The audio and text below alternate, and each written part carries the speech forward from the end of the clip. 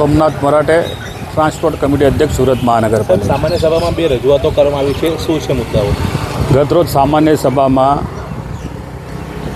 ઊન સોનારી વિસ્તારમાં આવેલ જે બંગાળી વસ્તી છે, આ બંગાળી વસ્તીની અંદર જે 30થી 35 જે બાંગ્લાદેશીઓના જે મકાન બાબતનું હાલમાં જે સંપૂર્ણ શહેરમાં જે ચર્ચા છે, હું વાત સામાન્ય સભામાં એવી મૂકી હતી.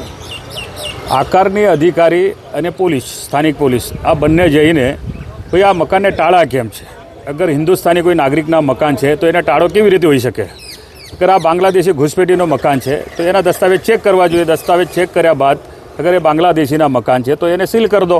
સીલ કર્યા પછી એને ડિમોલિશન કરી દો, કાયમી નિકાલ થઈ જાય. ત્યાંના પણ રહીશોને ઘણી બધી મતલબ એના માટે પરેશાની ઉઠાવવી પડતી હોય છે. કદાચ એ લોકો ગભરાઈ જતા હોય છે, પરંતુ ગભરાવાની આવશ્યકતા નથી. હિન્દુસ્તાનના આપણે નાગરિક છે, હિન્દુસ્તાનના આપણી પાસે અગર દસ્તાવેજ છે તો કોઈને ગભરાવાની આવશ્યકતા નથી.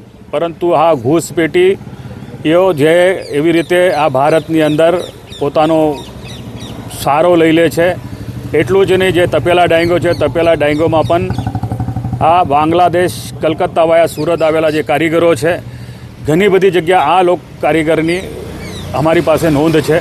અને આવા કારીગરો અગર ત્યાં કારખાને અંદર રહેવાસ કરતા હોય તો કારખાના માલિકે પણ ફરજિયાતપણે આપણા કારખાનાના અંદરનો જે કારીગર છે એનો દસ્તાવેજ ચેક કરવા જોઈએ, એ ક્યાંનો છે, અને સ્થાનિક પોલીસને એની માહિતી પણ આપવી જોઈએ, અને નિયમ છે.